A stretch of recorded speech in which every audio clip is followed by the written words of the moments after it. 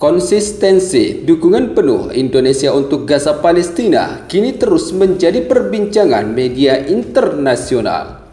Di tengah meningkatnya serangan Israel ke wilayah Gaza yang juga dikecam oleh Perserikatan Bangsa-Bangsa.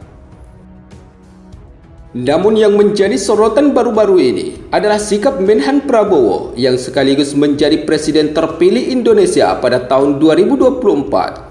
Yang secara terus-menerus menyuarakan kemerdekaan untuk Palestina dan penghentian serangan militer Israel ke wilayah Gaza melalui pertemuan antar negara-negara di acara bergensi seperti Shangri-La Dialog ke-21 di Singapura. Selain itu, Menhan Prabowo juga hadir di KTT Yordania dan membahas soal isu perang Gaza.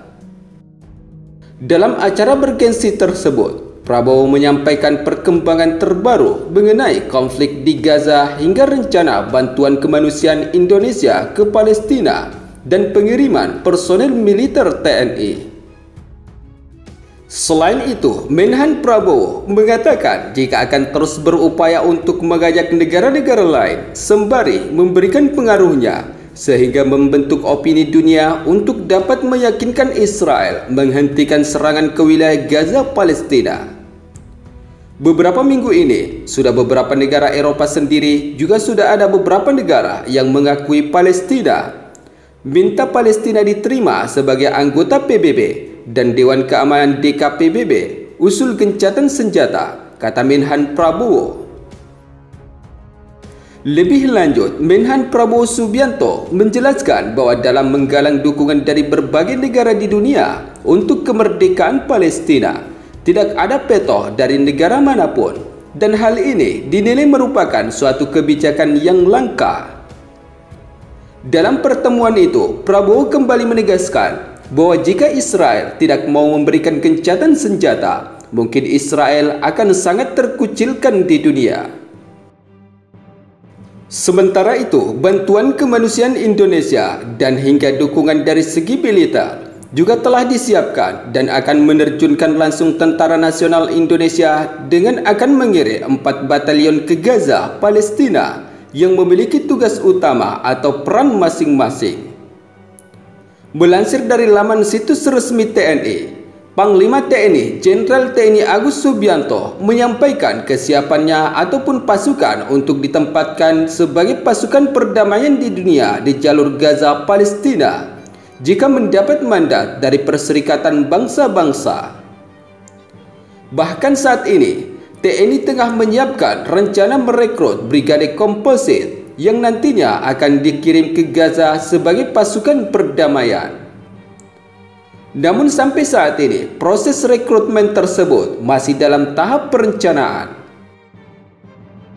Namun walaupun demikian, Kepala Pusat Penerapan TNI Nugraha Gumilar menyampaikan jika akan ada 4 batalion yang dibentuk Indonesia untuk dikirim ke Gaza Palestina.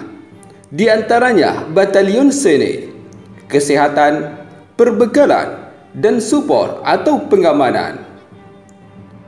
Adapun tugas 4 batalion TNI Indonesia yang siap dikirim ke Gaza Palestina yaitu adalah Batalion Sene. Menurut keterangan dari Nugraha Gumilar, Batalion Sene yang diterbangkan ke Gaza ini memiliki tugas utama untuk memperbaiki sarana dan prasarana yang ada selama bertugas di Gaza Palestina.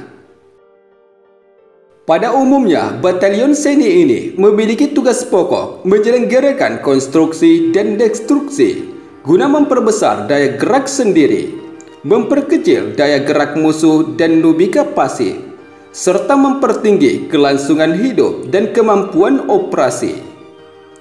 Adapun yang kedua, yaitu Batalion Kesehatan. Seperti namanya, tugas pokok Batalion Kesehatan 1 Marinir adalah membina dan menyediakan kekuatan serta membina kemampuan unsur-unsur kesehatan serta melaksanakan tugas-tugas dukungan kesehatan terhadap warga Gaza Palestina yang terdampak serangan Zionis Israel. Misalkan, tugas utama batalion TNI ini adalah untuk memperbaiki perawatan medis, baik ke pihak sipil maupun berwajib di wilayah operasi di Gaza. Adapun yang ketiga, yaitu Batalion Perbekalan. Batalion Perbekalan TNI ini bertugas membina kesiapan dan kemampuan unsur-unsur perbekalan dan peralatan guna melaksanakan bantuan logistik. Selain itu, batalion ini bertugas mendirikan dapur umum dan pelayanan kebutuhan makanan warga Palestina. Kemudian yang keempat, Batalion Support. Untuk Batalion Support TNI yang terakhir ini adalah bertugas untuk mendukung keamanan dengan fungsi pemeliharaan transportasi, pasokan, layanan lapangan, dan distribusi.